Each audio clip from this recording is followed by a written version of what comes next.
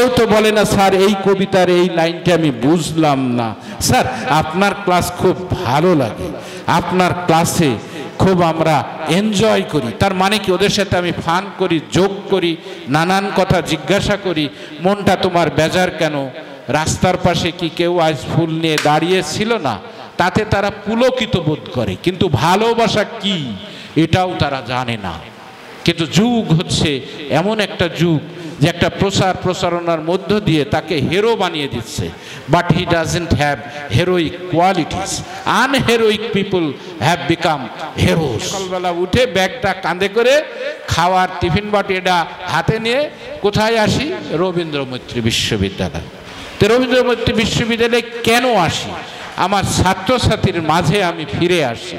একজন হোক, দুজন হোক, পাঁচজন হোক, কেউ না কেউ আমাকে মনের মধ্যে ধারণ করে, আমাকে অনুসরণ করার চেষ্টা করে কিনা সেই সন্ধানে। কিন্তু আমি সন্ধান এখনো পাইনি, কিন্তু সন্ধান তো কারণ নিয়ে যেতে হবে। আশা করব আমার কথাগুলো আমার ছাত্রছাত্রী বুঝছে।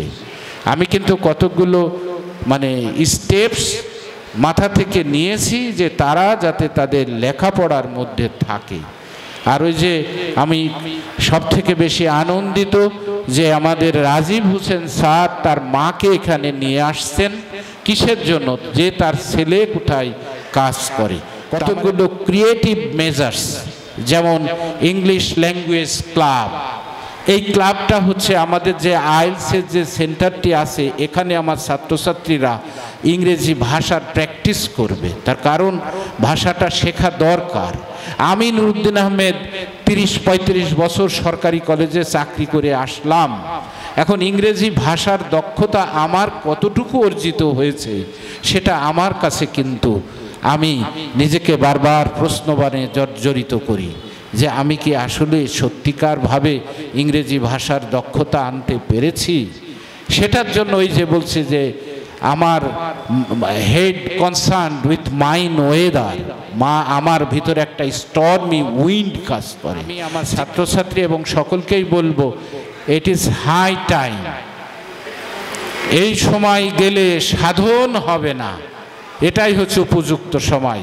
আমার যে ব্যর্থতাগুলো ছাত্র জীবনে যদি আমি এই পরিবেশটা পেতাম, আমার শিক্ষক থাকতে ওই রাস্তায়, আমরা থাকতাম এখানে, আর আমরা এই কালে এসে শিক্ষক ছাত্রের কাছে চলে যাচ্ছে।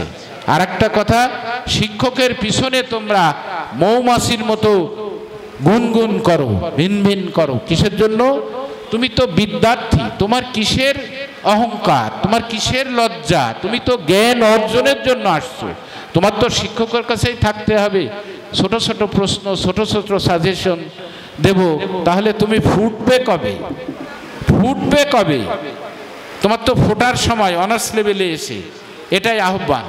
তো আমি আবারও সকলকে ধন্যবাদ জানিয়ে এই অনুষ্ঠানটি সফল করার জন্য বিশ্ববিদ্যালয় কর্তৃপক্ষ, সর্বস্তরের কর্মকর্তা কর্মচারী, অন্য বিভাগের শিক্ষক মণ্ডলী, আমার সহকর্মীবৃন্দ এবং আমার ছাত্রছাত্রী সকলকে আমি আবারও ধন্যবাদ জানাচ্ছি। আমরা আরও অনুষ্ঠান, প্রাণবন্ত অনুষ্ঠান করব, সেটা ক্রিয়েটিভ হবে। আমরা প্রতিযোগিতায় যাব। ইংরেজি বিভাগ, এই যে এখানে ইংলিশ মিডিয়ামের স্কুল আছে, কলেজ আছে, এই যে ইসলামী বিশ্ববিদ্যালয়, মহিলা কলেজ, সরকারি কলেজে ইংরেজিতে অনার্স মাস্টার্স পড়ানো হয়।